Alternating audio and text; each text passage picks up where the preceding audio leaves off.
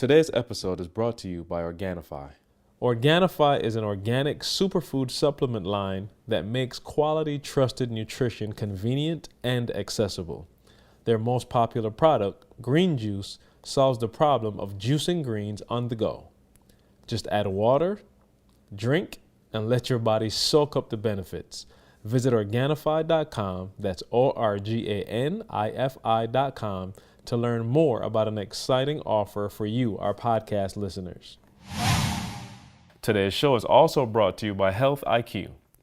Health IQ is an insurance agency that does things just a bit differently. They help health-conscious people like runners, cyclists, weightlifters, vegans, and vegetarians get lower rates on their life insurance.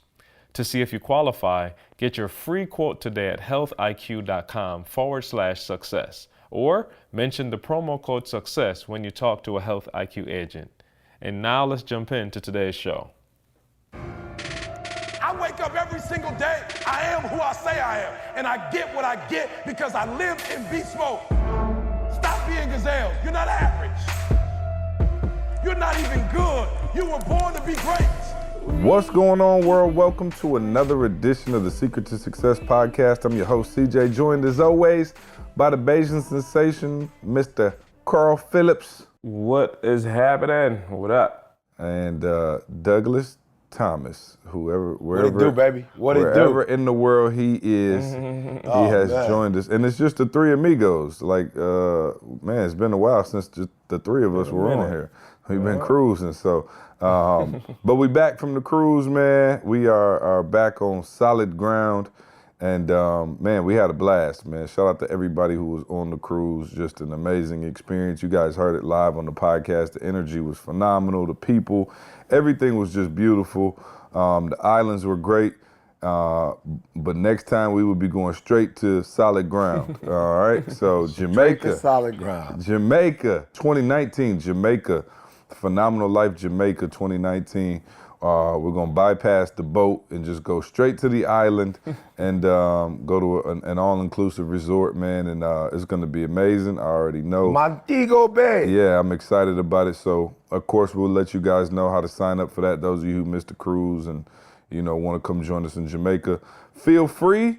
But yeah, no, we're back, man, and we got straight back and straight to Dallas. Dallas was amazing. Dallas was our probably our biggest event yet.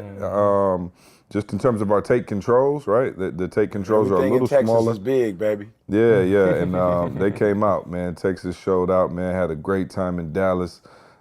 Just an incredible day, man. So thank you to everybody who came out there as well. Man, catch me up, guys. What's up? Carl still having the best day ever. You know what I'm saying? You already know. I got it. Well, let me do my fair file first, and then we'll catch up on your day because this happened in Dallas. So let me just keep it right there. So fair file, I get off of the plane, right? I'm not E, right? I don't have an insider, so I actually had to take public transportation, if you will, right? You know what I'm saying? So I'm like in this weird spot where I'm like caught between, I'm 35. So like, I think like the cutoff to be a millennial is like 36. So I might be at like the top, the oldest millennial that can possibly be. So I'm still caught up between this whole Uber thing. Like I'm with it, but I ain't all the way with it. And like a couple times it burnt me because last time I was at the Westin, my man was driving around. I'm like, yo, I'm at the Westin Hotel. Where were we? Miami or Fort Lauderdale.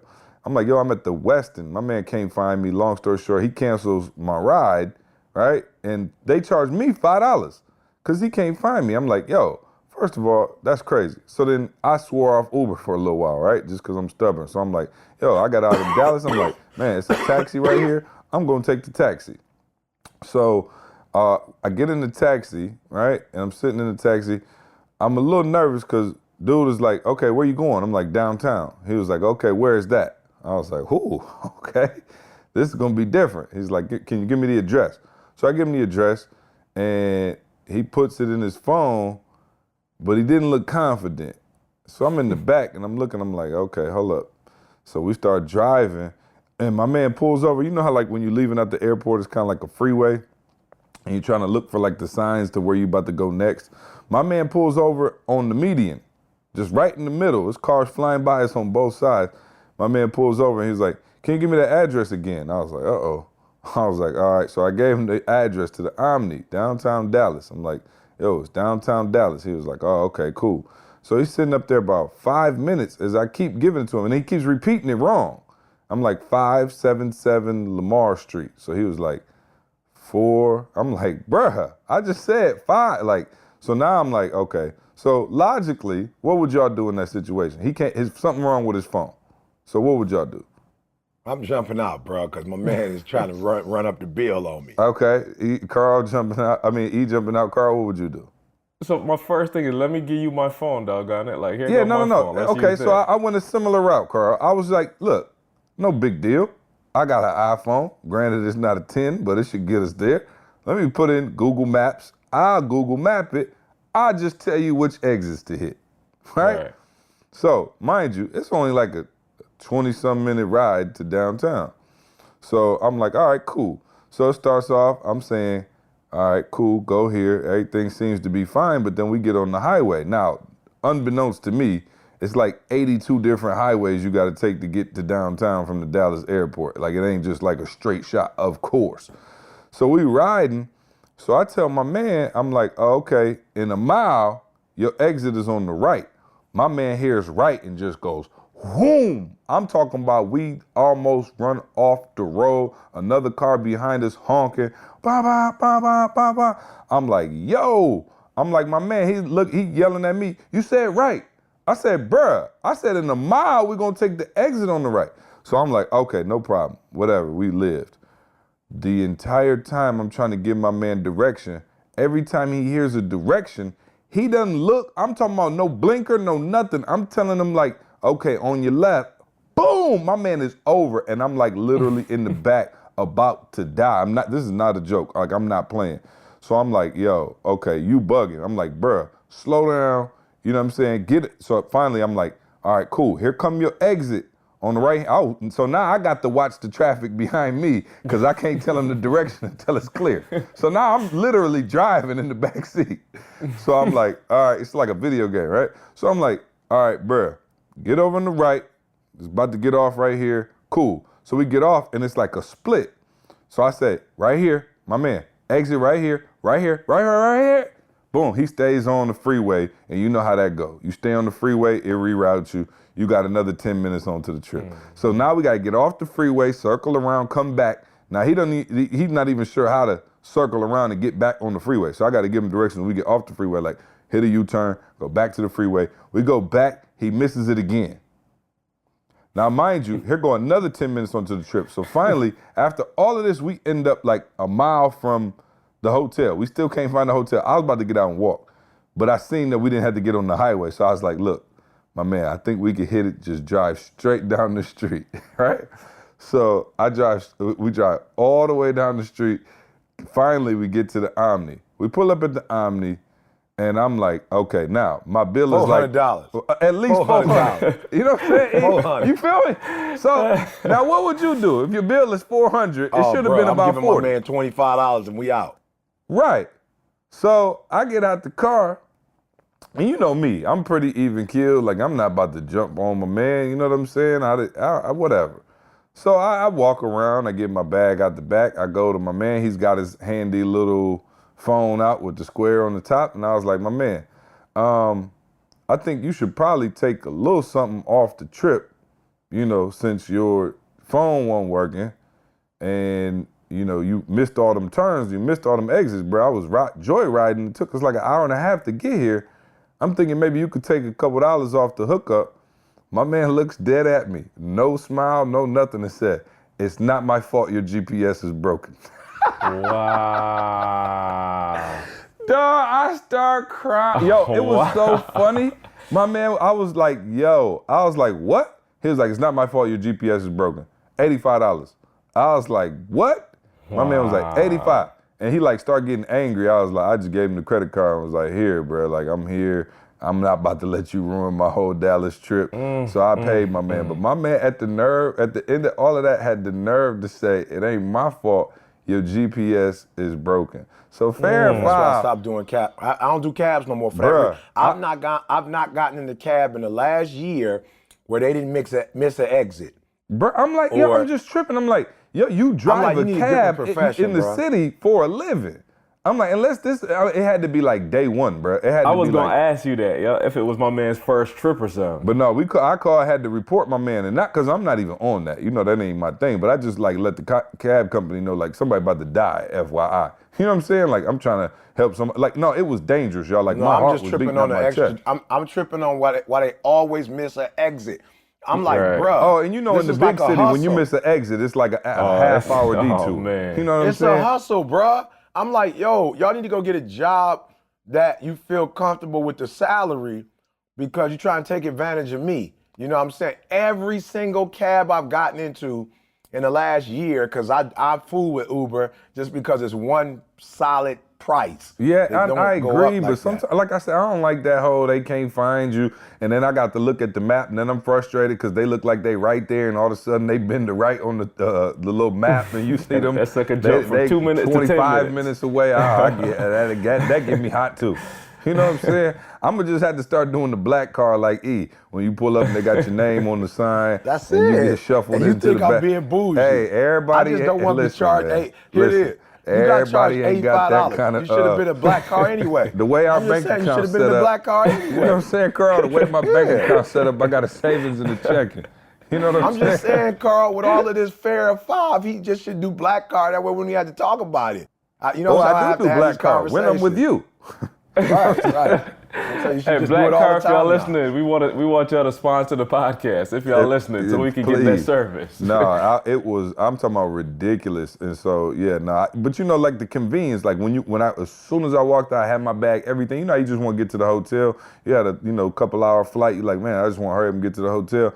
As soon as I stepped out, I seen the cab line right there. Nobody in the cab line, cab ready to go. I'm like, bet, let's just go. Not that big a deal. We're going downtown. You know what I'm saying? Clearly he knows how to get to downtown. My man was like, nope, no idea. And they had the nerve to tell me my GPS was broken. So anyway, just thought I'd let y'all know that my man was foul.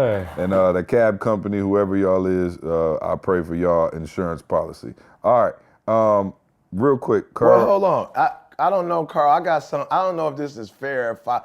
I don't know what this is, You Carl. got a I'm not fair sure if it's foul? Okay, fair. let's hear it. Let's I don't get know it, if it's E. fair Let's or get it. foul. Like, yeah, I don't know if it's fair or foul, but I don't know. You see, you come up with the term that we should use, right? But back in the day, everybody could smoke. Like when I was coming up, if you wanted to smoke, you smoke wherever you want to smoke. Right. And then Somebody told me the other day you used to be able to smoke on an airplane.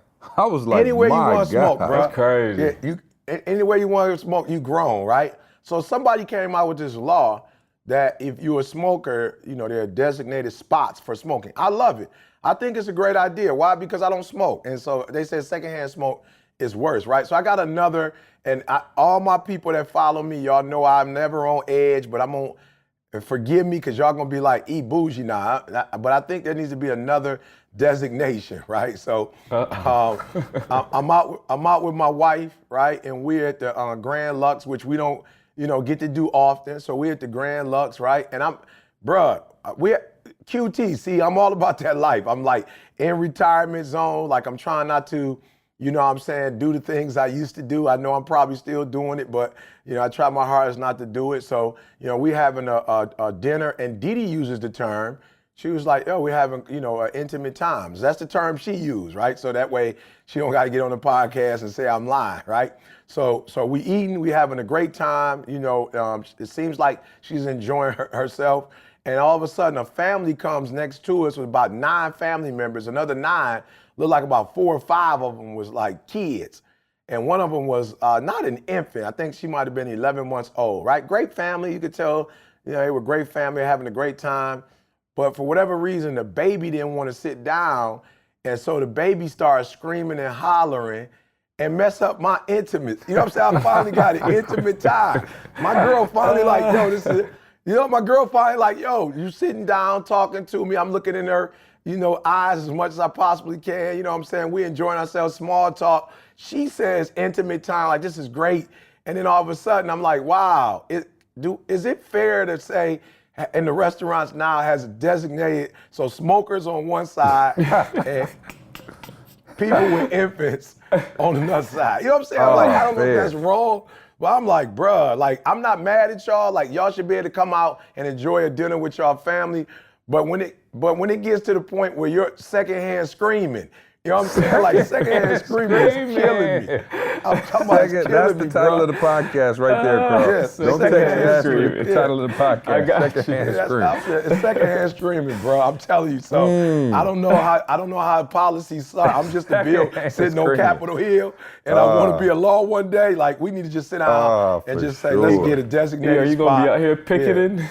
Bruh, I promise you, bruh. I'm not, and again, I love E.T. love the babies, but like that's your screaming and hollering baby. I don't know why I have to participate in that. I'm not 100% sure. And then it's awkward if you say, can you move us? You're like, can we move? You're like right in the middle of your entrees. It's like, yo, just go ahead and drop my joint on the other side of the restaurant. No, I get it. I'm gonna be real. I don't take my kids out to eat. You know, y'all know me. Right? Carl is a G. Carl take his kids everywhere. My kids don't go nowhere. People like Hey, but here, when hey, we go see. places, people think me and Candace single. They like, where are y'all kids? I'm like, I don't know. Right. They don't care. Hey, here's the challenge though, see? So okay, so the screaming is one part. I'm not gonna lie to you, like, that bothered me, right? Because it took the focus off me and my wife. But what really hurt, and he got kids on the line, so I'm gonna leave this alone. We're just gonna go here. But just imagine, if you will, we having a great time, see? It's a great setup. You know what I'm saying? It's a great day. We're having a phenomenal day. So the baby screaming and hollering, so, okay, that's one thing. But now all of a sudden, Didi goes into mother zone, right? So now Didi goes into mother zone because baby crying and she feel bad for the family. Yeah. Now she entertaining the baby. So we went from intimacy moment here to entertaining the crying, and to not Didi kissing, mwah, mwah, mwah, mwah, blowing kisses at the little bit, mwah, mwah, mwah. And so the little baby stops crying, looking at Didi and trying to mwah, mwah, mwah. And then before you know it, now Didi mad at me because the lady says something and I go flamingo. So you mwah, mwah, mwah at the baby. Hey, I just so had now I'm together. talking to the mom, and now me and mom kicking it. We went all the way back to Jalen and Jada, and bruh, the whole intimacy gone. Now no with Didi intimacy, no dirty Santa. Bruh. You know what I'm saying? Oh, bro. No dirty Santa. And then we walk away and pay for all 9. Some kind of way we done got trapped to the baby and to the family. We didn't pay for all 9 of them to eat and left a good tip. Oh, that's a given. You planted some seeds. You planted some beautiful seeds. Yeah. I'm just saying, listen to me. Baby screaming, hollering, family designation. You put them smokers on one side, screaming babies across from the smoker. I'm almost to the point where I ban my kids from the grocery store, dinner. I mean, like, we just, like, from the car into the house. Like, if it ain't, like, specifically designed for kids, I'm not going. Because I'll be real. Trey know how to chill out. Avery, nah. She not trying to sit down. She not trying to be held. Like, she want to be on the go. So we go out to dinner, and it's like we got to eat in shifts. You know what I'm saying? I'm like, nah, I'm good on that. And she not quite old enough where you could just check her. You know what I'm saying? She's still, like, I feel like until they can, like, fully talk, you know, you can't just be like, sit your butt down. It don't work. You know what I'm saying? Like, she's still little. So anyway, yeah, no, I'm with you. Secondhand screaming is killing folks. E and Didi just going to be in a little retirement center. They just put you right in the back of the restaurant where they just got walkers and canes. And, you know what I'm saying? They give you a little Pepto-Bismol right after dinner. You know what I'm saying? No question. I'll take it. I'll take it over screaming babies. I'll take it. Oh, let me tell y'all something, man. I'm so proud of E, man. Carl, you left. I'm so proud of E. Let me tell you something. The VIP dinner in Dallas had the best chicken I have ever had in my natural life. Carl, it came out, listen, and you know I'm beef all day. Like, I prefer a steak, whatever. And I didn't know it was like family style, right? So we was just smashing. They had like some brisket, it's Texas, right? Some brisket, some chicken, and some fish. And so I thought I was gonna order a la carte or whatever by myself. So I was like, oh yeah, no, I'm gonna get the brisket for sure. But they brought it all out family style so you could try some of everything. they brought this chicken out, and it was It was a grilled chicken, Succulent. Carl, but it looked Succulent. like it was fried. I can't explain Yes, it. indeed. Yeah, I can't explain it. I can't explain it, but it had a white sauce that was like drizzled over the top, but then it also had like a little orange sauce from some of the grease. It was, bruh. I'm talking about fire. Let me tell you something. But by the time, let me tell you how good it looked. You know how by the time, Ease got to him first. He was at the other end of the table, right? I wasn't paying attention. I was down there talking the whole night. By the time they set it down, you know, me and E been together for a while. So I looked at the chicken and I looked up to look at E to let E know the chicken was looking fire, and E was already staring right at me with the stank face. He was like, woo. I was like, bruh. And then I knew it. I took a bite. E looked at me for confirmation, and I was like, whoa. Shout out to Texas Spice. So weak in the knees. I lose control. And something takes over me. Play that for me, Will. Come on, Will. Play that for me, Will. I don't know. Yeah, no doubt, bruh. I'm talking about that chicken was lit. And I looked at E and I was like, yo, I have never felt sorrier for a vegan in my entire life. Wow. And I know E's a ghetto vegan. So I was just letting you know, here go my job as a vegan supporter. My job as a vegan supporter is to let you know when it's worth coming off the vegan. Coming out of it. No question asked. Because he knows. There's been plenty of times where I was like, look, go on the style, I'll go vegan with you. You know what I'm saying? I might as well be vegan right now. But this was one of them where I looked at E and I was like, my friend, if you want to come off. I was about to eat it. So I went upstairs and told Didi, I found the one to come off, Didi. It's downstairs. I found the one. Because Didi always she's like, all right, so for us to do this right, you know what I'm saying? She's like, every blue moon, we're going to have to, treat ourselves. I was like, all right, cool. So she's like, the first of the year, I'm going to do Popeyes. And I was like, no, we can't come off of it for no Popeyes. Like, I'm not willing to do that with you. Like, to me, Popeyes is not worth eating no chicken off no Popeyes. You know what I'm saying? So we didn't do it. So I came upstairs, was like, Didi, I know you didn't do it January, but I found the one, the Neo. I found Neo, the chicken. I found Neo. I found the chosen one. And she stared at me and was like, we're not about to eat no chicken. And I was like, you know what? I'm with you, but had we both been downstairs when it came out together, we would have fallen to temptation. It would have been the apple in the garden. Yeah. I keep on falling. In and out of vegan and chicken. Carl, is that bad that my veganism consists of telling my vegan friends when to cheat? No questions asked. No, I think it's fair. Because you said it. That's like as close to a vegan as I'm going to get. You know what I'm saying? No, that's fair. You got to tell them. Yeah, no, man. So shout out to Texas Spice and the Omni Hotel. That if you go there, I think it's called a beer can chicken or something like that. Beer can is exactly what that might have had a little beer in it, because I definitely felt drunk when I got done eating that joint. I was in heaven. Hey, and don't forget John Decker, man. John Decker, leader in development of rooms, man. Never heard of that before. I guess he's my new insider. Shout out, man. Come on, man. Let me tell you, Carl. Here we go again. You need to get your own podcast for that foolishness. I don't want to hear about John. You know what I'm saying? John didn't even introduce himself to me. He did to I was there all weekend. He introduced himself to a Tay. I got in, Carl. They put me in the Leave It to Beaver room. It was 2 beds. And I'm like, come on, don't do me like that, because my wife, an only child, she'll easily be like, as a matter of fact, she was like, okay, I'm going to take the bed close to the bathroom. You take that bed. I was like, please, I'm not sleeping in no separate bed. I called pissed. Like, why in the world? They was like, we sold out. I said, don't lie. I didn't say a queen. You sold out. Just be honest and say you sold out. That's it. Don't say I ordered a queen. So John Decker found out the next morning. He was like, yo, that's E.T. the hip-hop Carl. Right, so they kicked some old lady and her husband out the bed, made them go to the little double boy, and you ruined somebody else's dirty Santa.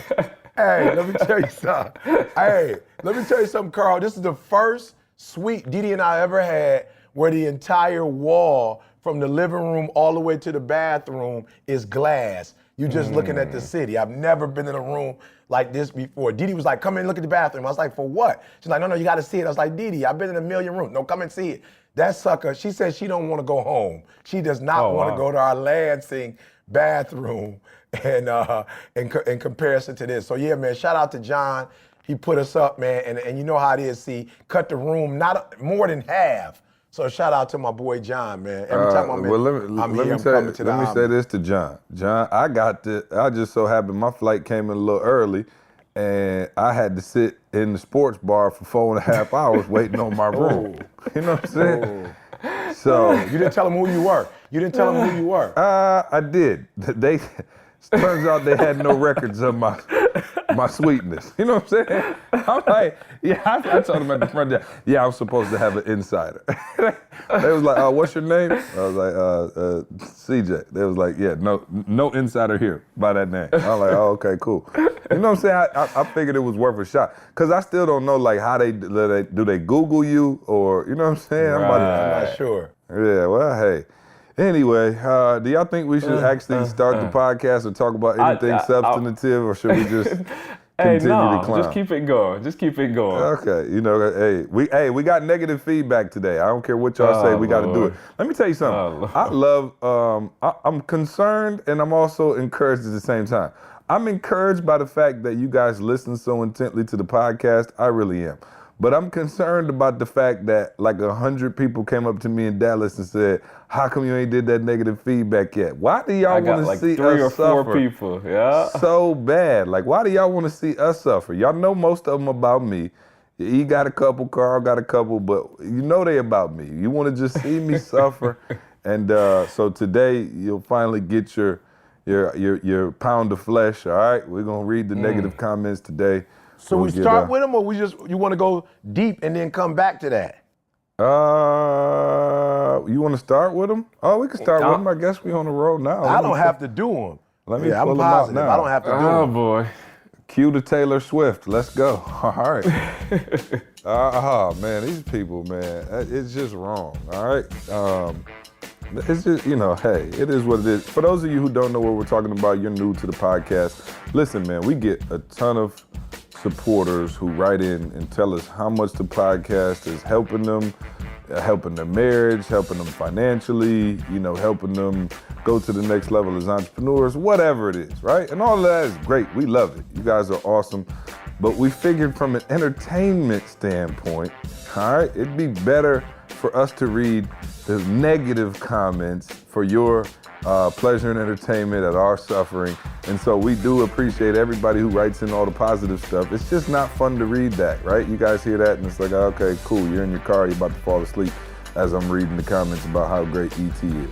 But the negative ones, for some reason, have been a hit so far on the podcast. So let's start with Devin in L.A., you son of a gun, you. Imagine turning on a movie that you thought your favorite actor was starring in, only to be disappointed by the fact that they actually have a limited role and some no-name is the lead role. That describes this podcast. If you want to hear stories about some guy named CJ's family, this podcast is for you. If you want more E.T.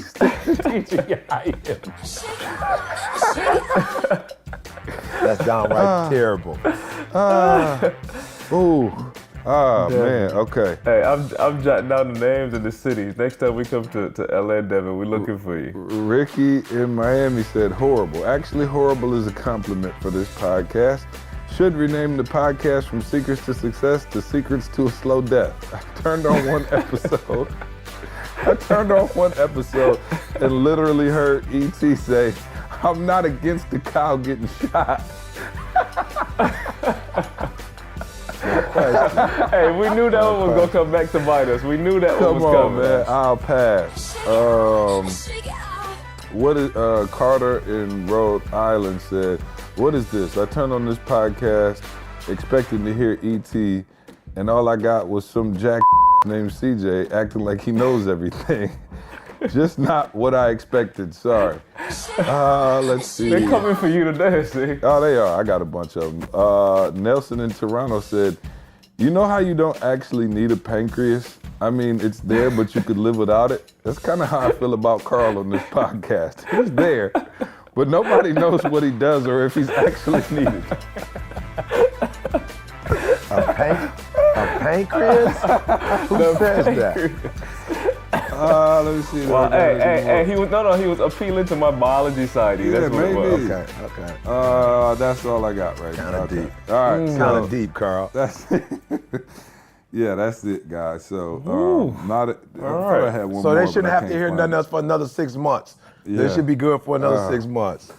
All right, so let me tell you my story about Trey. Just because somebody, Devin, whoever, you want to be a butthead, I actually am tired right now. Thank you so much for your I'm glad you want to hear about my family. You know what I'm saying? Like, That makes me feel good. yeah, I didn't get to bed till late because I was up arguing with a 4-year-old. And man, we still on this sleep thing, man. It's crazy. Like, he still want to jump into bed. So last night I'm like, go upstairs, get into bed, just lay there, and I'll come check on you, whatever. So I come upstairs and I'm checking on him, and I'm like, he gets out the bed, of course, comes in my room. He's like, Dad, you're not gonna believe this. It's so spooky in there. Every time I turn the light off, everything goes like this. And he like does his hands like in a little claw fashion. And I was like, so like we're going back and forth for like an hour with this. And finally he comes back in. I said, buddy, listen to me. It's just your imagination. He says to me, Dad, listen to me. It's not my imagination. It's the dark. I was like, okay. So I didn't get much sleep, but we're here anyway, man. So Devin, that story is for you. Hope you enjoy it. You feel me? You know what I'm saying? Because here's the thing. You writing these negative comments, but I know you still listening. You know what I'm saying? No That's how the doubt. negative Oh, people no do. doubt. You're a troll, so you're just sitting around listening. All right, cool. So let me go. E, you said something, and I apologize if you got something else you want to talk about. We can talk about it as soon as we finish this. But you just said something deep. You said you paid for all of that family's whole meal, right? And so I was the other week, and shout out to my wife, who is like the most giving person in the history of the world, right? I think we talked about it before, but we had a conversation about like tithes and giving back and stuff like that. Now, I'm always down to give back. We take care of a lot of people. We look out. I think we talked about that before. And, you know, me and my wife, we had a little thing like, okay, it's 10%, like, okay, to the church, and that's like 10% plus like all the money we give it all combined is 10, or like, she was like, no, 10 to the church off the top. I'm like, net or gross? She was like, gross. I'm like, baby, we didn't even get that money. She was like, no, the church get the first 10. All right, cool. So we go through all of that, whatever. But anyway, as by principle, we have been blessed beyond measure, and we give it back, and we look out for people, and we try to bless people on the reg, and not just like family, just like, you know, people in general. If we can be a blessing, or we notice a situation where we can be a blessing, we try to do such. And you know, it's funny, you know, E, and I want you to really talk about this, because, you know, I got this from you just in terms of being so generous, but you know, because a lot of people, and we'll get into it, you know, don't believe in that, right? So anyway, I was talking to somebody the other day who was like, they had an account that they started that was like a charity account, right? And this person is super philanthropic and generous and all of that. And they were like, yo, we had a charity account, and I try to, you know, give away all the money in the charity account by the end of the year. Now, this person is not, you know, Warren Buffett by any means, but they're not hurting, you know what I mean? Decent. So they said they had, at the end of in December, they had 10,000 in the charity account. And they were like, ooh, you know what I'm saying? Like, they thought about taking a vacation or doing something, you know, nice, you know, buying themselves something. They were like, yo, I didn't give it away. You know, I didn't have anything to give it to. I gave away a bunch of money out of the charity account, but I got this 10,000 left. And he was like, yo, I wrestled. He was like, it was weird. I was wrestling for like 2 days in my head. Like, do I spend it or find something to do with it? He said all of a sudden somebody sent him like a Kickstarter thing where I guess some guy had died of cancer, like unexpectedly, and like a family, you know, needed help burying him or whatever. My man said, you know, he was like, that was the sign he needed from God to just say, all right, cool. He just took the whole 10,000 out and gave it to the family. Boom, done deal. He was like, I kid you not. He said he had a condo that he was renting out in another state, right? That he had kind of just been renting out because he didn't know what to do with it or anything, you know, want to do anything with it. He said the condo was worth like 80 grand.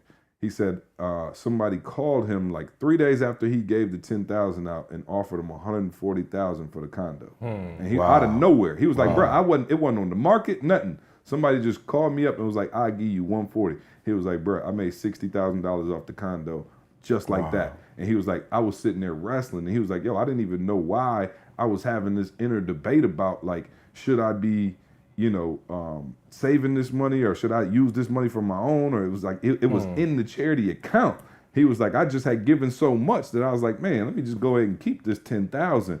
And so it was funny because it, that's crazy. Yeah. So this was a while ago. So I didn't even tell y'all this. Maybe, I don't know. No, I think I told Josh. Anyway, so we come back from the cruise, Candace and I, now mind you, we're on a cruise, life is good. We go pick up the kids, come back. I got a check from the IRS from 2015 saying, sorry, we accidentally overcharged you for $4,300. Wow. Just sitting in the mailbox. And, and I was like, man, like, I was like, nah, like I said, we do well. And, I'm definitely like, okay, that was a blessing. And this, my story wasn't as dramatic as his. But from 2015, because they had sent me something like a couple months ago, like, hey, we think in 2015, we might have messed up, whatever. Can you refile? So we refiled everything exactly how it was supposed to be, whatever. And we got home from the cruise and had this check sitting in the mailbox. And I was sitting there and I was like, for 1 second, I was looking at Candace and I was just like, it kind of felt weird because I'm like, yo, now, trust me, I'm not E. I ain't got an insider and I'm still taking a taxi to the hotel. But I'm like, we don't necessarily need this 4,200, right? Like, you know what I'm saying? Because you think about like, man, there's people who like, might be struggling to pay their rent this month that need like somebody to tell them from 2015, you got an extra, maybe it's not 4,200, you got an extra $600 from 2015, right? And then Candace was like, reminded me like, no, this is the boomerang coming back from the Holy Ghost because we are so generous and we do look out for people and we don't, we're not tight when it comes to giving back and looking out for people. So I was just like, man, I thought about that. And I was just like, yo, I wonder how much more people would have if they weren't so tight and holding so fast to what they have. And E, if you want to shed some light on this, just because, I learned this from you, because I was petty before. Yeah. I told you, like, I'm just, and God is still working with me. Like I told you, I watched E go up and give people like $500 and like slip it in their purse or they pocket when they not looking and just walk off and never to be seen again. I go to Starbucks and if I got $1 and they turned around while I was putting the tip in the cup, I might wait for them to turn back around and like slip it in there and wait for them to, oh, thank you, sir. Hey, don't mention it. Don't mention it. Hey, I'm just doing my due. You know what I'm saying? I'm petty like that. Shout out to everybody out there listening, laughing in their car right now because you do the same thing, right? No, that's right. I look at E and I see how, generous and philanthropic and, obviously there was a situation at the church where he just gave an ungodly amount of money to somebody whose house was, in ruin.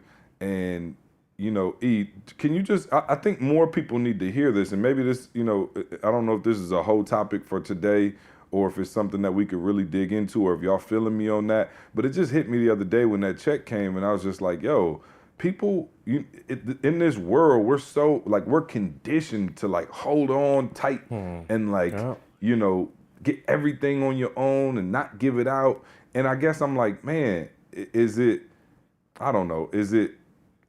because you have that it's so easy, or like if I was struggling to pay our mortgage this month, could I be so philanthropic, and so I guess he kind of expand on. Yeah, no, see, I think it's the same thing you say with everything else. Greatness is a mindset. It's not necessarily after you're real good did you become great. It's a mindset, and I think and I do a lot of self-reflecting. So that next day after we had a podcast on the cruise and I got up and did my morning worship, I was just like, yo, E, for real, what came over you with the no boy? You know what I'm saying? Like, why'd you get so emotional about that? You know what I'm saying? Like, you just said you have a hard time saying no. Like, why couldn't you just say that? Like, why did you get so emotional? Why did you start crying? And I really asked myself, what was going on? And what hit me, was so many people said yes to me, and so many people were responsible for me getting where I am right now. You know what I'm saying? Like, I'm not one of those individuals, and I'm not saying there's anything wrong with it, see? I'm just not one of those individuals that did it on my own, whatever it was, homeless. Somebody, at church was like, yo, you homeless? I was like, yeah. They was like, all right, well, you can stay with us, but only for 6 months. If you don't go to college, we kicking you out. Somebody did a letter of recommendation. A couple people from church raised money for me to go to college. When I was homeless, there were church members who at least made sure I ate or whatever. And so my whole life has just been a life of, Kenny Anderson had this big conference for the San Diego State University on retention. And he allowed me 15, 20 minutes to speak at his conference. So for me, that's why I was like, yo, see, how do you say no to people when so many people said yes to you? And you are where you are. Mr. B put me in my first suite. I remember the Westin, Detroit, Michigan, at the airport. He introduced me to Bill Clinton, gave me an opportunity to serve at a Democratic National Convention. I got to meet, Bill Clinton. So many people looked out for me, see that this is like, of course, I have to be cautious and know when to say no. But every time, I say yes, I'm saying yes because the people who said yes to me. And all I'm trying to do is not get them $500, see? I'm trying to give them an opportunity. I'm trying to open up a door. But I always say this. We were just shopping yesterday, and Didi was like, okay, I'm going to get this, I'm going to get this, I'm going to get this for this person, I'm going to get this for this person, I'm going to get this for this person. And the lady was like, oh, okay, kind of like looking at D, and like, what, you got a baby almost? And Didi was like, no, my kid's grown. But I just remember Didi doing that when we were kids, like finding the dollar. At that time, see, it was like TJ Maxx, the dollar rack, the $2 rack, you know what I'm saying? And she would put stuff away and give people in their need. So now it's Macy's. So it might be $6, you know what I'm saying? It might be $7 on sale. But we didn't have any money then, and we have money now. So I don't think it's a money issue. I think it's a mindset. And again, a lot of us come from working communities. We come from working parents, or some of us have family members that were on welfare. And so it is that concept, see, of, you got to hold on to what you have because you don't have a lot, when that's really a lie. The real deal, see, is you reap what you sow. And like Candace said, you will never reap generously and it's not returned to you generously. And I finally, man, after all these years, I started praying the other day, and I was like, God, I don't want to compromise, but I do want a sponsor, And then all of a sudden, my boy Teron calls me, who's moved up in the world, and was like, yo, E, hey man, you got any opportunities in Florida? We AT&T wants to, whatever. And I'm like, wow. Then C hits me the same night, like, yo, E, somebody who, works with us or has been a part of ETA and listened to the videos, they're doing very well for themselves and they want to give back. And I'm just like, wow, I was waiting on this company or this company or this company.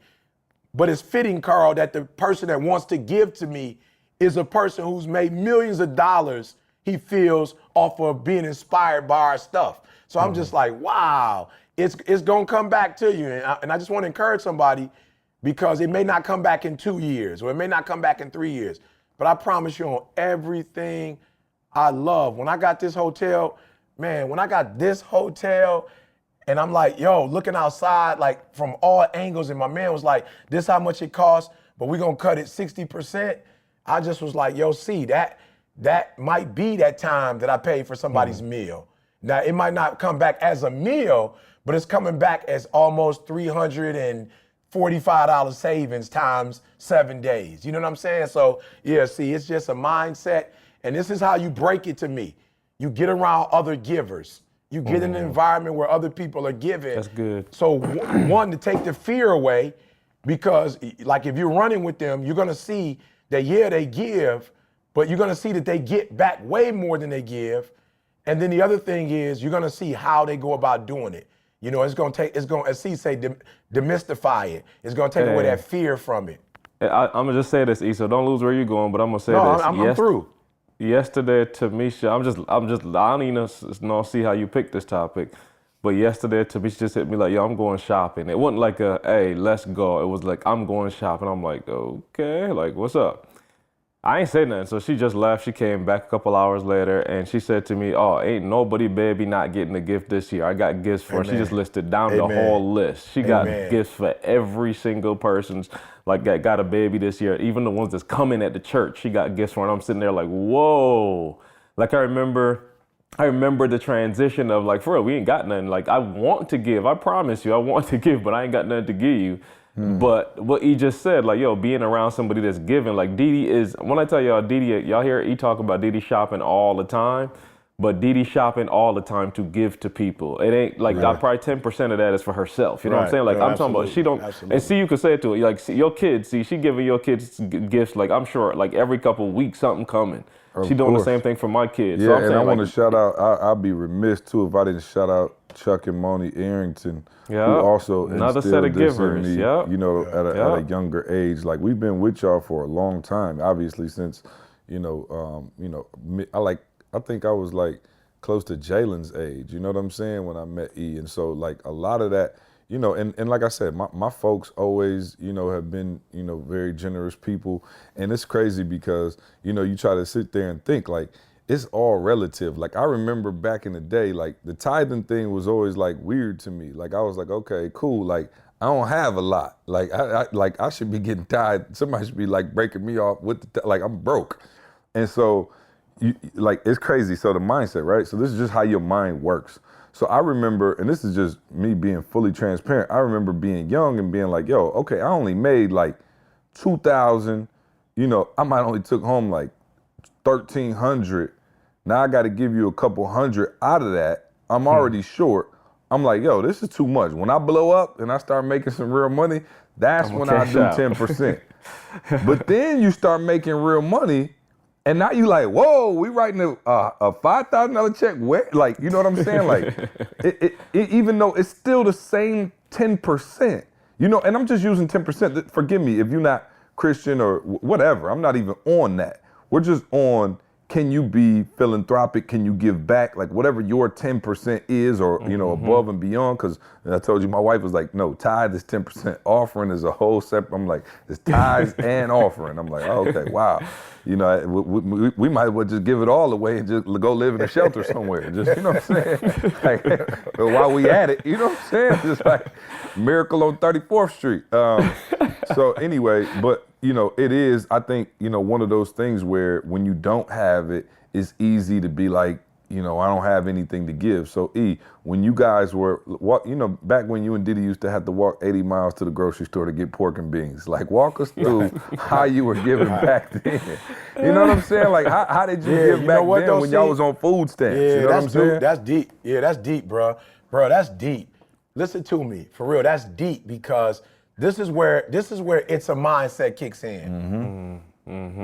Like, I don't want you to think of giving as money, guys. I want you to think as giving as, you know, for real, like, what do I have to give? Yeah. You know what I'm saying? Like, I want you to think about that. Like, what do you have to give? And so C always tease, like, E, the little drummer boy, that ain't no Christmas. Well, it come on during Christmas. You know what I'm saying? And what I love about it is my man say to the, like, yo, you know, he's saying to the king, like, yo, I have no gifts to bring. You know what I'm saying? For real. I have no gifts to bring. But can I play my drum for you? You know what I'm saying? Like, that's all I got. But I promise you, if I play my drum, and I think that's where a lot of you go wrong. Like, you think it's money. And if all you have to give is money, you already broke. You messed up. You know I what got I'm a saying? story when you're ready. So this is what we used to do, see? So yeah, we had food stamps. But we used to invite everybody over the house after church for dinner. And during the week, if you lived in our neighborhood, if you wanted a bowl of cereal, you could eat the bowl of cereal. And then we end up getting this Ford Escort, and we would let everybody use our Ford Escort. And then I had street cred at the bank, and because, you know, I had met a lady, and, you know, Mary, and we got a close relationship. So she used to let my homies cash their checks, even though they didn't have a bank account there. You know what I'm saying? And so, no, we didn't have money, see, but you could come to our house and wash clothes, or you could spend the weekend there, you know, until you got, what's the word, like cleared to go to school. Like once your bill cleared, you could spend the night. Or like if you came in the city and was trying to get a job, you could come to our house for a week. You know what I'm saying? Like as a place to kind of stay until you got on your feet. So we may have not had money in the beginning, but whatever we had, cereal, rice, beans, we never were like, yo, Didi, we ain't got enough beans for ourselves, so we ain't gonna feed nobody. We was like, yo, if it's our last meal, we gonna do it as a crew.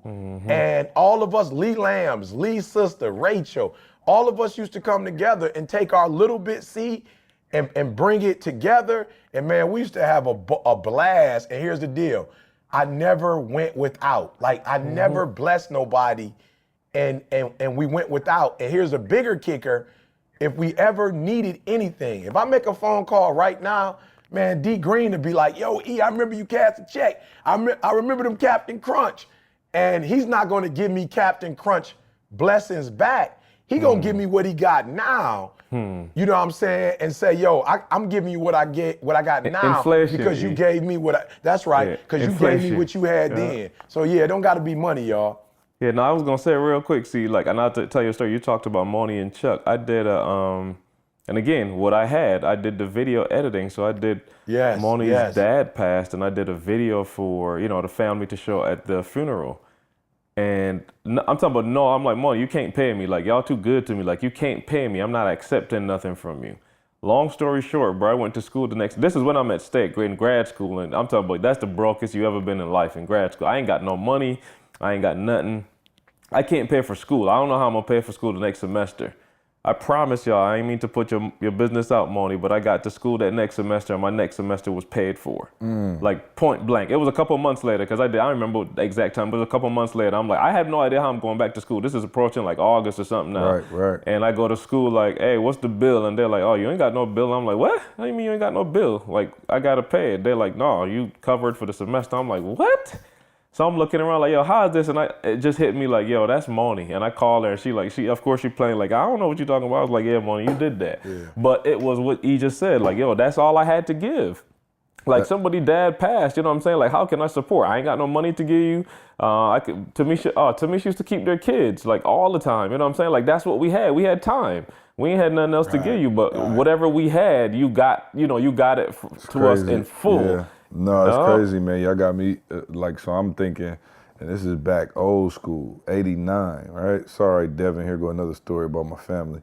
But I think I probably told y'all this before, but anyway, so obviously we blue collar, right? But in 89, the Bad Boys was obviously the biggest deal in the world, right? So it was the playoffs, and they were playing the Chicago Bulls. And I don't know if my dad saved up. I don't really know how he got them. But my dad got us tickets. I'm talking about me, my two brothers, mom and dad. He got us tickets to the Bad Boys against the Chicago Bulls, right? So Jordan, Pippen, the whole nine. So we get the tickets. I mean, we geeked up all day. We finally get to the Palace. We go up. I'm talking about our seats. These is wherever the nosebleeds were, we were above those. You know what I'm saying? But we didn't care. Nobody cared. I'm like, think about it. I'm born in 82. It's 89. I'm 7 years old, right? So, and we there to see Isaiah Thomas, Joe Dumars, Bill Laimbeer. I'm talking about the original Bad Boys.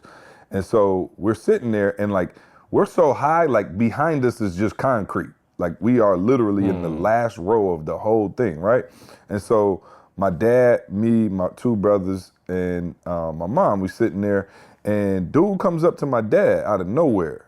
White guy comes up to my dad out of nowhere, taps my dad. He said, hey, man, he said, how would you like a little better seats? And my dad looked at him like, hey, don't get much better than this, does it? It's a playoff game against the Chicago Bulls and Michael Jordan, for God's sake.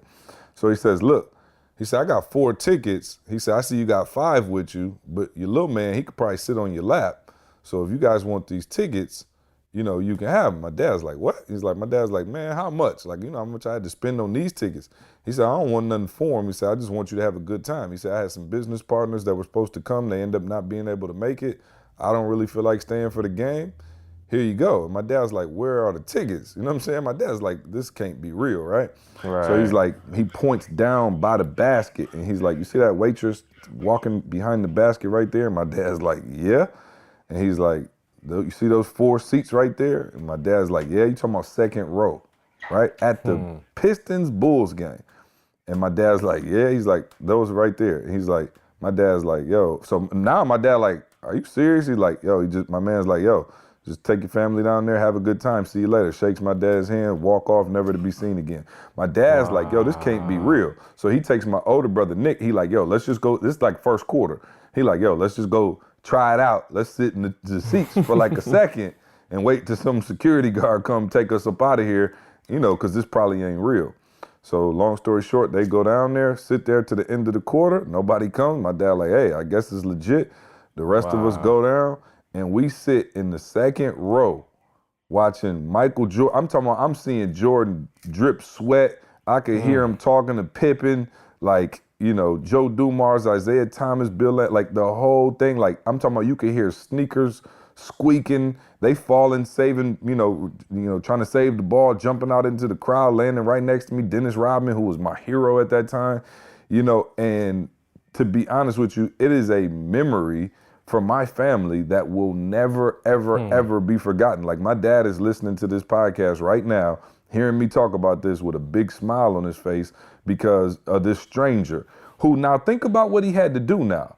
My man left from the second row and walked up 200 flights of stairs and looked for a family to bless. He didn't look for like, a bunch of guys just hanging out, buddies on, whatever. He was like, yo, let me go look for the family who could probably enjoy this the most. And my man walked all the way up there, handed my dad those tickets, never to be seen again. I don't know who that gentleman is, if he's still alive, whatever. But I hope but I know he's blessed. You know what I'm saying? It's like, there's no way that dude business failed. You know what I'm saying? Just like, you just know that, man. And I think when you operate in that spirit, man, so much good comes back to you. And so you have people that act out of this sense of nothing's ever going to come back to me, so I got to hold on to what I have. And that's exactly what happens. You know what I'm saying? They end up being broke. They end up car breaking down, and you know what I'm saying? Like, just, it almost feels like the world is conspiring against them. You know what I mean? Like, it's almost like the exact opposite of what I'm talking about, of people who bless. When you tight with it and you don't want to bless nobody and you keep everything to yourself and you have this like conservative mindset of, oh, this is me and this is all I got and this is all I have. It's like the world conspires to make sure that's all you have, if that makes sense. Oh, no question. You reap what you sow. Yeah, you reap what you sow. But I just want to say to those people who are not givers, like, yo, I feel you. Like, we got to be cautious. We can't bash them because you probably grew up in a household where, you grew up with good people who didn't give, though. You know what I'm saying? Like, that wasn't their MO. Like, they weren't givers, And so it's this foreign concept of, okay, you're asking me to give something today that I don't have a lot of, in this hopes that it's going to come back to me tomorrow. Who does that? You know what I'm saying? It doesn't even make sense. Like, logically, it doesn't make sense. Right. But let's look at, school days. That was something that I started at the beginning of the year because, of some crazy stuff that's happening in this world. And the energy that's on this thing right now is unbelievable. I mean, it's unbelievable. And to the point where I'm pumped up because next week, I'm actually doing an event. I've never done this in my whole life where look, I tell people the only time everybody comes together is for a sporting event. You know what I'm saying? Friday Night Lights. That's the only time really you got parents, kids, the students, the teachers, the administrators, community leaders. Like, people just don't come together for a spelling bee, or maybe like a Christmas event, but that's not everybody, And so I just look at where your focus goes, the energy flows. So if you focus on giving, you're going to wake up one day, man, and walk. What has it been now? This is the third hotel in the third city, back to back to back. You know what I'm saying? Like, it's unbelievable, man. And so now it's at a point, where we actually have people, and I laugh when somebody says, yo, I could do a video for you for $1,500. I'm like, bro, I'm not mad at you. Like, I get why you would why you'd want to do a video, but the reason why I can't do a video for $1,500, I can't pay you $1,500 for a video, is because I got 1,500 people wanting to do a video to say thank you.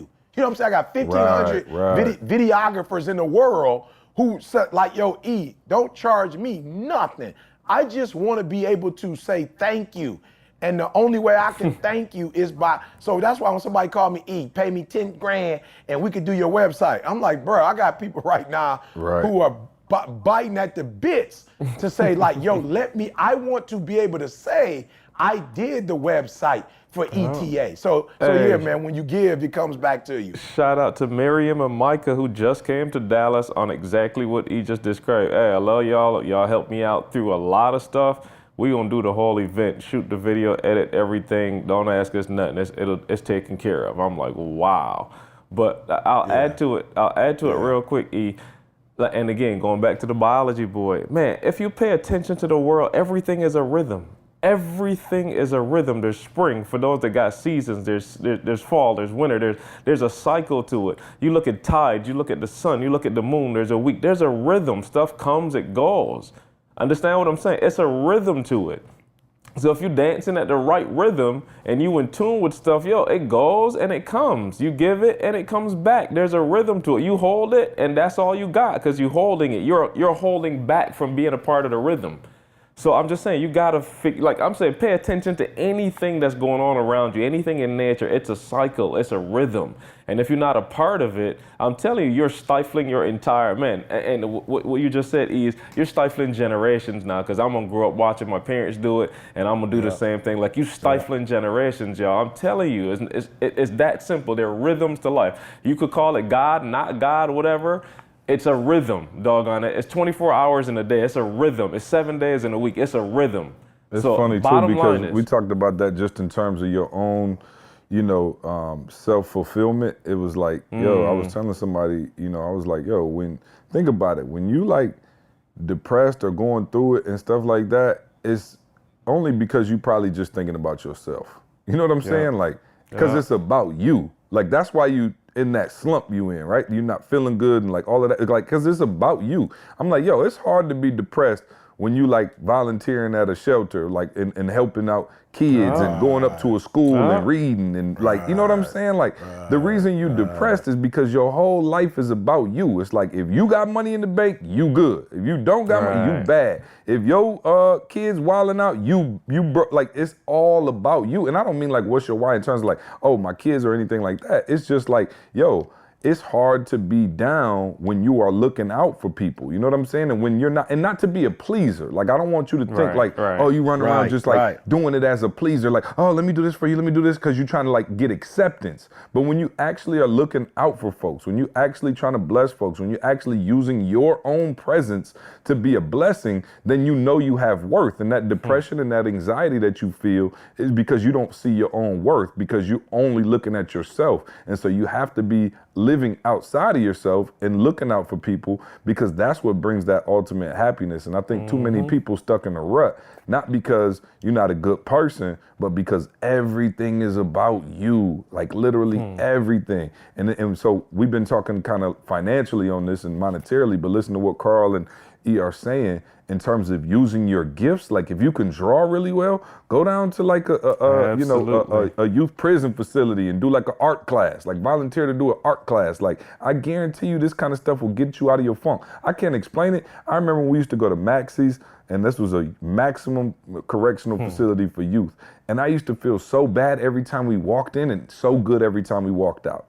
You know what I mean? Because walking in, I'd be like, man, they locked up, they this, they that. But we would go in there and have the best time with them, and they would be begging us not to leave. And we would stay for hours and laugh and talk and just pour into them. I would leave. There is no way you can be depressed leaving there. You know, you might feel bad for them, like, shoot, they got to still be locked up, whatever. But in your spirit, you feel rich from that give back. And yeah, man, if you struggling, try a little tenderness. Try a little tenderness. You know what I'm saying? A whole lot of tenderness. I wanted to ask y'all this question. Man. I was just thinking about this, you know, for real, with the whole insiders thing and all of that. The other day, I was just like, yo, what do you? Because there's so many people trying to get to the next level. And again, guys, we're not suggesting that you don't get to the next level, but I always want you to enjoy the level that you're currently on, and not this rat race or this, this black hole where it's like always you're pursuing something better to the point where you can't enjoy what you have. But guys, is there what's your one, I miss, from like back in the day when we first started, You know, what's your one, you know, man, I'm glad we made it because of this. But what's that one thing you like, man, back in the day when we was, you know, whatever, just break the cycle and whatever else we was after that. What's the one thing you miss about the past? You know, you've blown up. You know, we at a different space. People do recognize us. We are contributing to I love how he the uses positivity us of the world. as like plural. You know what I'm saying? Yeah. Hey, we still in the You same just said you spot, got a baby. hey, you just said you got a $4,300 check, so that's better than somebody's, I'm sure, out there. Oh, no doubt. I forgot to say that I still don't trust that check and I refuse to deposit it. You know what I'm saying? Yeah, go ahead and deposit. No. call you back in Good another 2 question. years. Good question. I'll tell you what I miss from back in the day. I miss how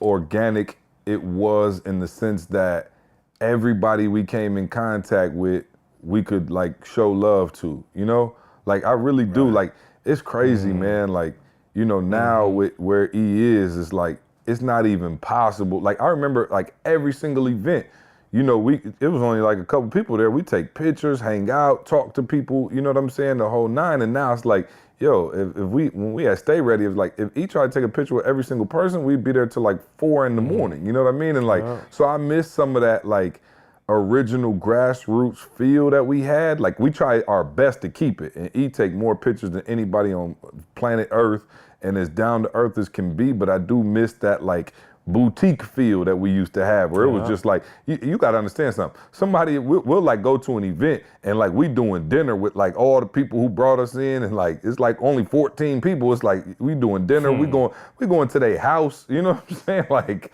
just like crazy stuff like that. So I do miss that, and then I do miss, I guess, the closeness and proximity in which we used to work. You know what I mean? Now it's like he insider and all over the world, Carl flying in, flying out, me flying in, flying out.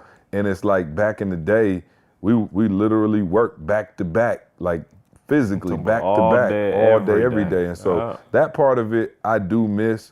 I don't miss the fried Spam sandwiches. You know what I'm saying? It's like I do enjoy being able to hit the Cheesecake Factory. But no, I would say that for me for sure. Yeah, no, I mean, I'll start right there. C said it yesterday. We were talking yesterday, and C's like, man, we got to be in the same space and work just the way ideas came, and then not just the ideas, but the execution with it. I know you probably don't miss much of nothing, you know what I'm saying? Hard to miss it with the 46-foot glass hotel room. I was the one that asked the question. I do miss, and I hope I'm saying it right, but the walks to Goodrich, was it Goodrich? No doubt, absolutely Goodrich. To get the slow, I missed the turkey, man. the boar's head, the turkey pastrami, the boar's head with the cheddar cheese, the fresh mayonnaise, Hellman's mayonnaise. I miss those days, man, because we used to walk to the store and just where ideas came from, and kind of the brotherhood, you know, just talking, kicking it, and of course that meant the weather was nice in Michigan. Oh, for sure. When we did that. Hey, hold on though. Hold on. How many people would we feed with them 2 little loaves of bread and turkey sandwiches, though? Like all the college students who act like, man. I'm just mad though, because the college students used to act like they weren't on the meal plan. Yeah, you know what they I'm were saying? coming They wasn't there, coming in there eating our sandwiches. Back like, to what we talked about we giving, only got though. one sandwich. Hey, back to what we talk about giving, though. You know what I'm saying? That's all we had to eat, y'all. Our lunch was, we would buy these, 2 loaves of bread, and that's it for the week. We just hitting sandwiches, breakfast, lunch, because we coming in early.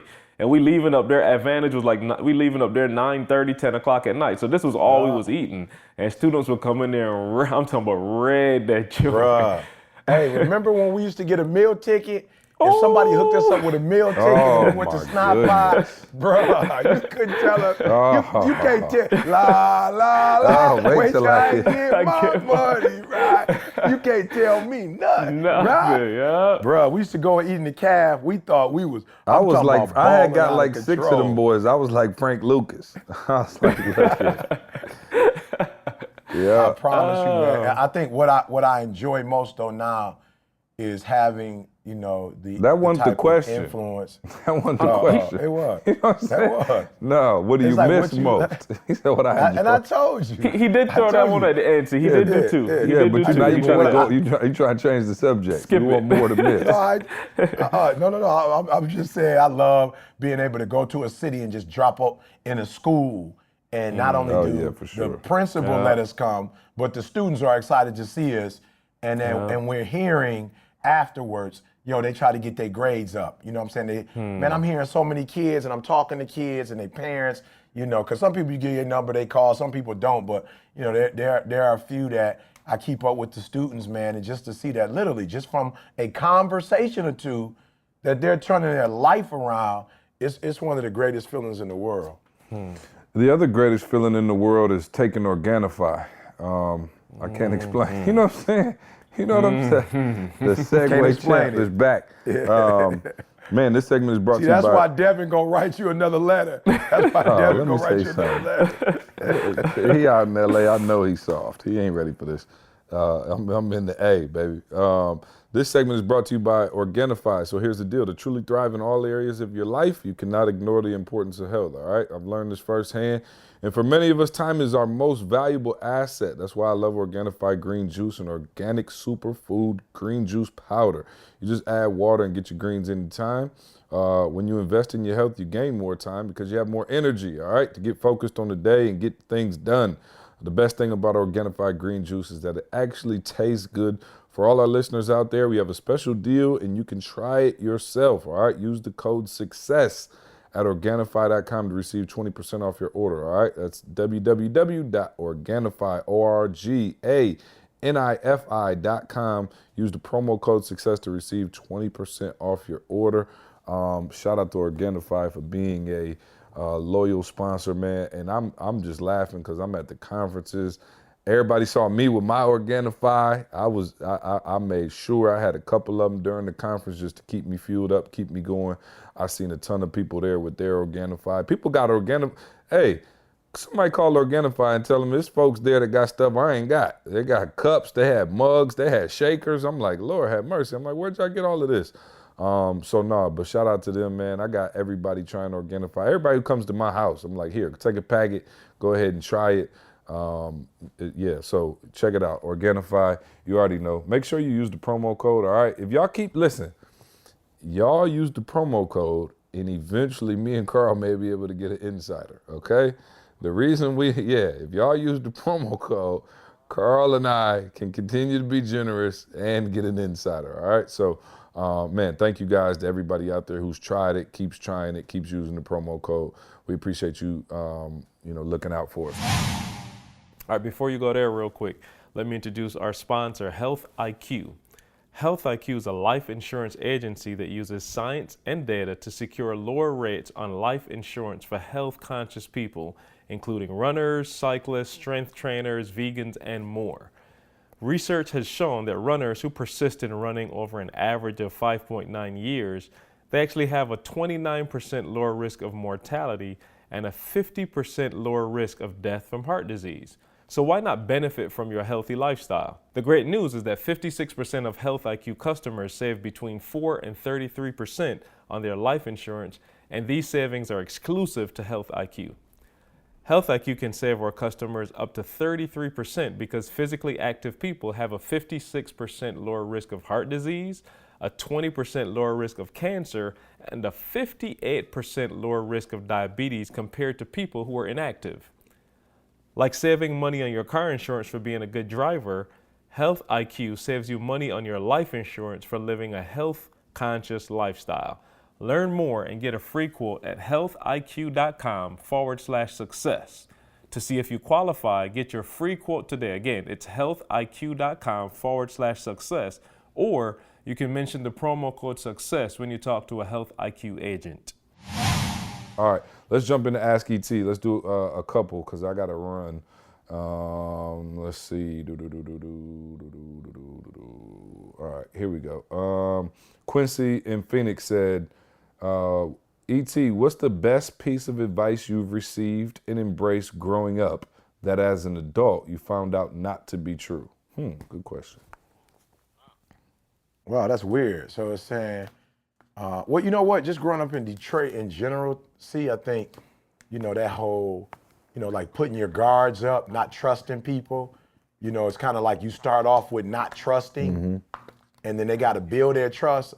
To me, I've learned, just for real, man, like especially the circles that we running in, like you don't have to start with the negative. You don't have to start with like distrust. You don't have to start with believing people are out to get you, that everybody's a crook. Nobody means you well. Like that's something that I grew up with in the city, and it's like that's something that I've learned. Like you gotta let that go. There are good people in the world, and even though you see a lot of evil, there's still, believe it or not, there's still more good in the world than there is evil in the world, and good things do happen to good people. Yep. Hey, so you let your insider come in the room with you? Right. Yeah, don't take it that far. Right. He paranoid. He start on paranoia. So I feel you about like relationships. But he living.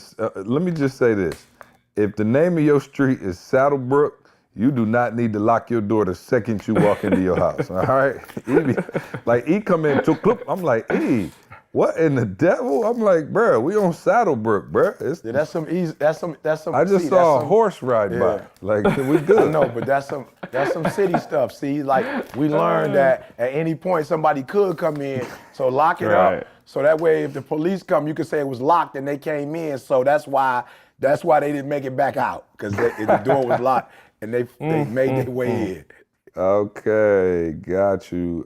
Michelle in Indianapolis, longtime podcast listener. I've been seeing a lot of information out there regarding your school days movement. How can someone like myself get my son's school watching TGIM and school days, in the school days videos like I see other schools doing in the U.S. and overseas? I don't know if that has anything to do with us. See, I think that's a school initiative. Either, I guess, a teacher or go tell a the principal initiates that. they slipping. Yeah. All right.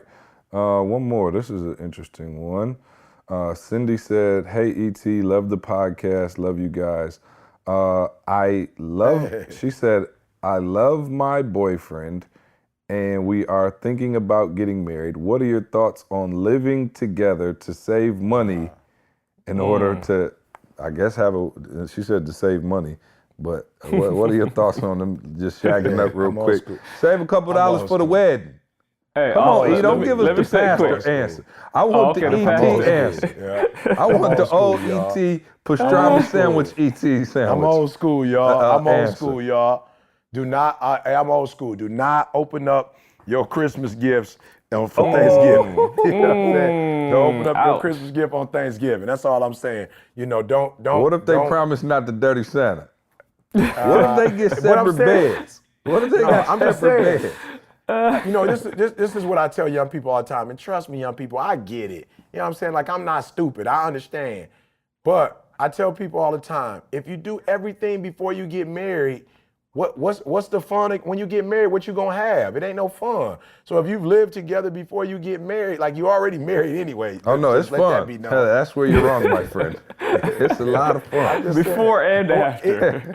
I just don't know about the after part, Carl. You know what I'm saying? Like if you open up all your gifts on Thanksgiving. And that's the mindset that kids have. But it's like, you open up all your gifts on Thanksgiving, Christmas ain't fun. Now, here's the challenge. It does take discipline to wait. I don't know why your mama put the gifts up at Thanksgiving. You know what I'm saying? I don't know why she got them all out at Thanksgiving. You know what I'm saying? So now you got to wait a whole month. That's loaded. At least one of them joints. Yeah. I'm saying you are. So I'm just saying, y'all, like, Thanksgiving is not the time to open up gifts. Just wait it out. I think the better metaphor might be the 12 days of Christmas. So you get to open up one leading up to, you know what I'm saying? So that's a song. That's a song. Hey, and I don't know if you remember, but that was one of the first conversations that E had with me. I'm talking about E just got to the doggone church and somebody running their mouth and he pulled me aside in the car like, how come you and Tamisha staying together? I'm like, what? Like, who are you and why you all in my stuff? I was like, bro, we ain't got no money. We in grad school. It would again, y'all. It wasn't a week later that somehow Tamisha magically had her own apartment, and I was living with myself.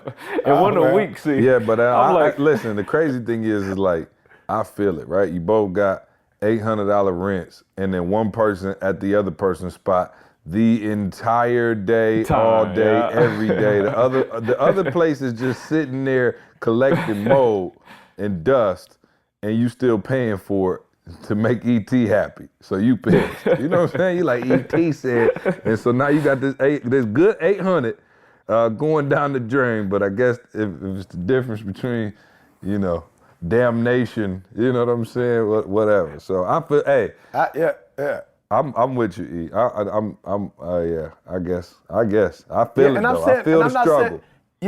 I do, and I don't want them to think I don't feel the struggle. I do feel the struggle. I'm just saying, I try to tell this millennial generation, it's like, guys, you have to understand, you do whatever you want to do, but there are some benefits in delayed gratification. Mm-hmm. There are some benefits, and it don't seem like there is, but there are benefits in being disciplined. We're talking about it. What are they? Let them know. Don't just give them theory. Okay, so let me say this to you guys, all right? And it's not in every case, right?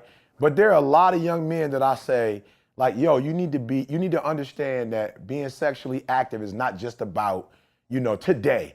You have to understand that one day you're gonna get married. And I gotta say this, there are a lot of my friends who got married and a lot of people who get married who never intend, to get a divorce, right? Who never intend not to be faithful, right? But I got a couple friends who just was like flat out during the pregnancy portion or during the time that they weren't able to be intimate with their spouses, they were like, yo, I'm just being real. Like, I'm used to sleeping around. You know what I'm saying? I'm not used to being denied. And even sometimes in marriage without babies, it's just different. Like, I don't know what happens sometimes, but sometimes it's like one spouse or the other spouse is not, feeling it. And that other spouse is like, yo, I'm not used to, especially when we was dating, it wasn't like this. You know what I'm saying? We was living together before marriage. It wasn't like this. And there are some people, because they're not disciplined, they go with like, yo, I'm gonna have to go sleep with somebody else just because I'm not used to not abstaining like this. I'm not used to being disciplined like this. So there are different scenarios, and it's not everybody. Some people are strong enough to be like, yo, this is the person I'm married to, and no matter what happens, I'm gonna be faithful to my spouse. But for some people, they create this habit, and then it becomes challenging when you get married, when you've been living single your whole life, or that single, like not discipline yourself. It's hard, man, once you get into that relationship to start being disciplined. So I'm just saying, guys, it's easier if you're already disciplined to stay disciplined. It's tougher to not be disciplined and then be disciplined. Does it mean you can't do it? No, it don't mean you can't do it. But it's just harder. Like C was saying with the chicken. I'm sure for a kid who's been a vegetarian their whole life, they come to the table and see meat. It ain't that deep. They've never tasted it before. So it doesn't bother them. But it's a little bit more challenging for me growing up eating everything. I didn't probably have frogs. I heard about frog legs. I never ate frogs before. But other than that, I probably ate every doggone thing, that my parents put in front of me. And so it is difficult now abstaining from meat just because I ate meat the majority of my life. So I'm not telling y'all don't do it. I'm just saying, believe it or not, there are blessings in abstaining or blessings in delayed gratification. Yeah, and I think, not that you didn't do a great job answering that, because you did, but even the discipline, that comes outside of that, right? Because that's one of the hardest disciplines, especially for a lot of the fellas. It's one of the hardest disciplines to master. And so if you can discipline yourself there, you end up being able to discipline yourself in other areas of life, right? Like even entertainment, right? Or things that you're supposed to be doing, just as an entrepreneur, as a businessman, as a husband, as a father, and, all of those areas of life, like that particular discipline can have a great effect across the board, not just in that area, right? And so, I tease, but no, that is definitely. No, it's real though, see? Yeah, not to, you know what I'm saying? Yo, it's hard, bro. Somebody you love, at least until some people get into whatever they get into, see? Because I laugh sometimes when cats be, getting a divorce. I'm like, bro, remember you loved her so much? Like, what happened to the love? But yeah, you know what I'm saying? So I'm saying at least though, when you're in that space, you do really feel like, yo, I love this person. I want to be with this person for the rest of my life. And why wouldn't we? You know what I'm saying? So I do understand that it's difficult. Hey, and don't tease me, but that's probably why for me, straight out of college, my freshman year, I was like, yo, I want to be with this girl for the rest of my life. So I was like, let's get married. But of course, y'all remember, I come from watching Leave It to Beaver. Yeah, he just skipped the middleman and got married whole at 19. middle, no doubt. You know what I'm saying? He was like, okay, all right, No sleep, you know what I'm saying? A lot of discipline there when you just go ahead and they're gonna cut out the middleman, get married at 19. You know what I'm saying? I'm just saying, we didn't live together. We didn't do all that. I just was like, yo, if I want to be with you forever, I'm just going to make the commitment and let's try to do it. No doubt. You know what I'm saying? It's hard to live together. You live nowhere. You know what I'm saying? Hey, D, I'm on the building on 79. Come through. You know what I'm saying? I gotta go, man. What do we got, y'all? This is why they write about him, Carl. This is why they write about him. Send all your complaints to IDon'tGiveADamn.com. Okay. Listen, May 20th, we in Boston. Is that our next event? Wow. That just I seems think far so. away. Yeah, that's long. I was gonna say, we got a little bit of a break. Yeah. Yeah, so we'll be using that time to do our thing. Be First you, time man. to Boston, though. Yeah. First time in Boston. Yeah, yep. That's our first event ever in Boston. Yeah, Boston. So come out if you're on the East Coast. Also, man, Be You, man, come join us and Breathe You, man. Just an incredible time to sign up, join us. Incredible stuff going on. I saw the Dallas BU squad, just incredible. I heard about a new meetup going on in NYC. That's going to be crazy, man. Shout out to Regina. Shout out to Brian. Shout out to Brian. I forgot to tell y'all this. I'm talking about I go outside to get an Uber because I'm leaving right after the event. My flight was like 6 or something like that. The event, I got out of there like 4:30. Brian was like, yo, where you headed? I'm like, the airport. He like, I got you. Come on. Be you. Wow. I'm just talking about just be you. I'm like, bet. I jumped in the whip. Brian dropped me off. He knew exactly which terminal. You know, Dallas airport is humongous. He knew exactly the terminal to take me to. He like, boom, you right here. And I'm like, wow. I'm talking about a phenomenal, you swear we knew each other from like childhood. That's the first time I'm meeting Brian for real. We talked a couple times on the calls, but first time I'm meeting my man, and he gave me a ride to the airport, man, saved me a whole lot of time. So yeah, just shout out to the BU fam. Yep, no, definitely shout out to the BU fam, man, and y'all join us. Breathe You, breatheuniversity.com. Come check us out, man. We like I said, we rock with our squad. And you know what's crazy is like at the events, more and more people, when you ask who's in BU, are raising their hands and showing love. And when they come to the events, they already like know each other from Facebook and like linking up, doing dinner together. So come be a part of an amazing community, man. breatheuniversity.com. Come join us in Boston, May 20th. Anything else? Hey, Carl just got that. The seed, Carl, $87. He said you $87. Got that seed. Yep. What's that? And you got that seed. I'm saying you talked earlier about when you give, you overlooked it. But you talk about when you give, Tamisha bought clothes or whatever, so you didn't have to pay to go to the airport. Oh, yeah. So you missed out on the taxi. No doubt. He said you that $85 seed. Right what was it, $85? Can I do a charge back on my car? Can I just be like, yo, I ain't spend that. Like I paid $100 to almost die. You know what I'm saying? Like, unbelievable. Yeah, Carl was about to pay that same $85 because no doubt. The same taxi going back. No doubt. My man was sitting right there. He ready. Right there. Yeah, he ready. E, where you at this week? You coming? When are you going back to Michigan, bro? I'm not. And it's a snowstorm on the way too. You talking about a house that ain't in use. You know what I'm saying? Ain't nothing to come back to up here. Yeah, I promise. I can see your pipes at the house frozen. I hope Carl went over there and turn your hot water on. Well, we got the inside. We got the where you. That's can, why all your phone appliances keep breaking down. You only use them once a year. They ain't got time to. You know what I'm saying? He always complain. I can't hold my hot water heater. It ain't working. It ain't had no use. You got to charge them things up every now and then. No, why was it on vacation? I went downstairs to see what was wrong with that joker. It was on vacation. Hot water heater, like, I know you ain't been here. My bad. I was chilling. Can you give us a nugget of the day so I can actually get some work done today on this great Thursday afternoon at 4? All right, so seriously, guys, look, 365 days out of the year, you're not going to be motivated.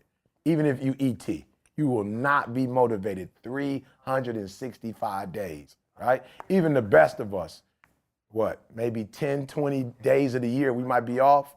And so this is what we say all the time. Motivation is great, but the days you don't feel like going 120, is the days you go from motivation to discipline, right? And we talked about that earlier, right? So every day is not going, even though Carl told you to say it, I'd say 340, 345 days may be the best days of your life, right? Those other 20, you're gonna have to make the best days of your life, right? And that requires discipline, all right? So again, some days you're gonna wake up stupid motivated. Some days you're gonna wake up and you're not motivated. That's when I'm gonna need you to push the discipline button, right? Because you can't afford to take a day off. That's a reality. You can't take a day off of work. In terms of the grind, you know, your family, like, see those commercials where it's like, dad is sick and he tells the baby, like, I can't be dad today. I'm taking a day off. I'm taking a sick day. It's not possible. But every day you're not gonna be pumped up. You know, you're not gonna be turned up. You're not gonna be 120. That's the day you hit the discipline button, because you can still be 120 when you don't feel like being 120. So it's your boy E.T. saying, some days are motivational days, some days are discipline days. You got to know the difference between the two, and you got to activate the day you need so you can get what you need. Hey, man, great nugget of the day. I know this podcast was a little too silly for you, so send all your hate mail to Carl, all right? Go leave us a review on iTunes. We love you. We'll see you next week. I want you to focus on here right now. Don't you worry about when you get home. You concentrate on this opportunity. You don't worry about tomorrow. You concentrate on this opportunity